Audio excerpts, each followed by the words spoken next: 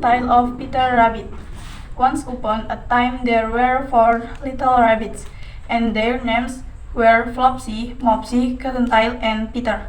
They lived with their mother in a sandbank underneath the root of a very big fir tree.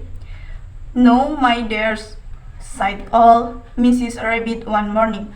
"You might go into the fields or down the line, but don't go into Master MC Gregor's garden.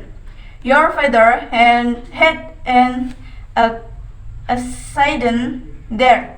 He was put in a pie by Mrs. MC Gregor. Now run along and don't get into mischief. I am going out." Then old Mrs. Rabbit took a basket and her umbrella to the baker's. She bought a loaf of brown bread and 5 syrup buns.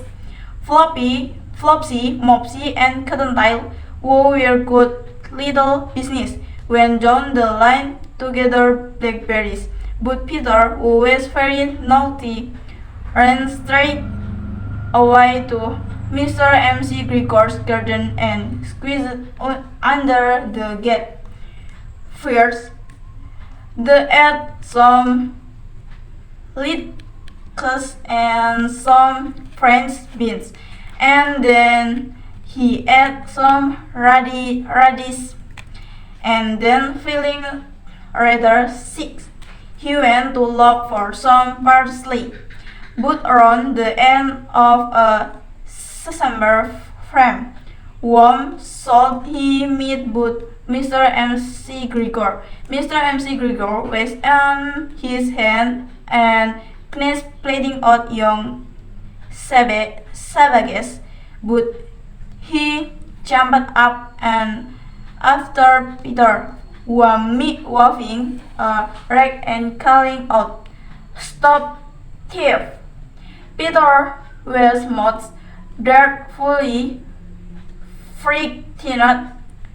He rushed all over the garden, for he had forgotten the way back to the gate. He lost one of his socks among the savages, and the other shoe amongst the potatoes. After losing them, he ran on 4 legs and went faster, so that I think he might have got away altogether if he had not unfortunately run into a gooseberry net and got caught by the larger buttons on his jacket. It was a blue jacket with brass buttons, quite new. Peter gave himself up for lost and shed big tears, but his sobs were overheard by some friendly sparrow who flew to him in great excitement and implored him to exert himself. Mr. MC Gregor came up with a sieve, which he intended to put upon the top of Peter, but Peter wriggled out just in time, leaving his jacket behind him, and rushed into the toolshed and jumped into a can.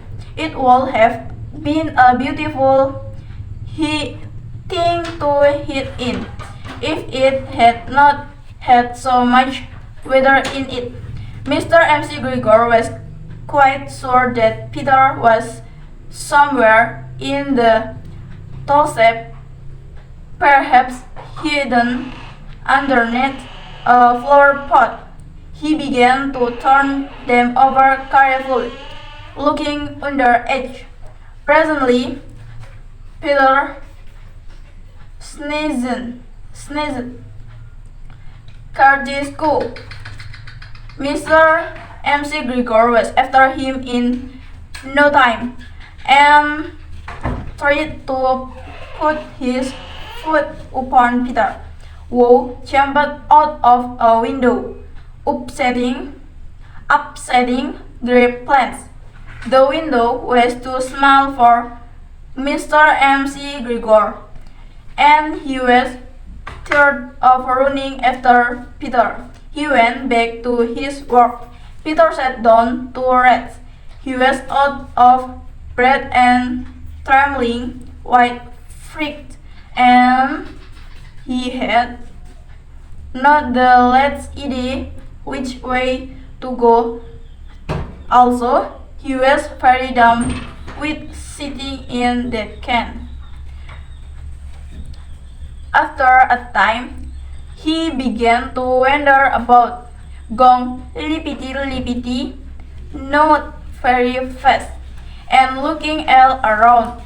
He found a door in a wall, but it was locked, and there was no room for a fat little rabbit to squeeze underneath. An old mouse was running in and out over the stone doorstep, carrying peas and beans to her family in the wood. Peter asked her the way to the gate, but she had such a large pea in her mouth that she could not answer. She only shook her head at him. Peter began to cry. Then he tried to find his way straight across the garden, but he became more and more puzzled. Presently, he came to a pond where Mr. MC Gregor filled his weather cans. A white cat was staring at some goldfish. She sat very still, but now and then the tip of her tail twitched as if were alive. Peter thought it best to go away without speaking to her. He had heard about cats from his count's little Benjamin Bunny. He went back towards the stool seat, but suddenly, quite close to him, he heard the noise of a who search. Peter stood under the bushes, but presently nothing happened. He came out and climbed upon a wheelbarrow and peeped over. The first thing he saw was Mr. MC Gregor hoeing onions. His back was turned towards Peter, and beyond him was the gate. Peter got down very quickly off the wheelbarrow and started running as fast as he could go along a straight wall behind some black currant bushes. Mr. MC Gregor caught sight of him at the corner, but Peter did not care. He slipped underneath the gate and was safe at last in the wood outside the garden.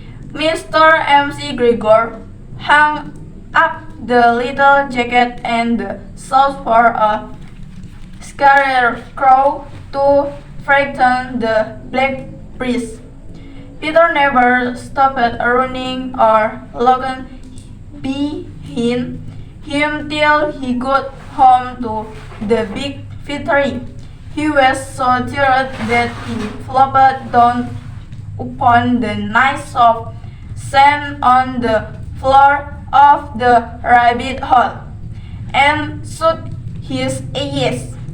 His mother was busy cooking. She wondered what he had done with his clothes. It was the scone little jacket and pair of socks that Peter had lost in a fortnight. I am sorry to say that Peter was not very well during the evening. His mother put him to bed and made some chamomile, chamomile tea, chamomile tea, and Chef gave a dose of it to Peter. 1 tablespoonful to be taken at bedtime. Both Flopsy, Mopsy, and Cottontail had bread and milk and blackberries for supper.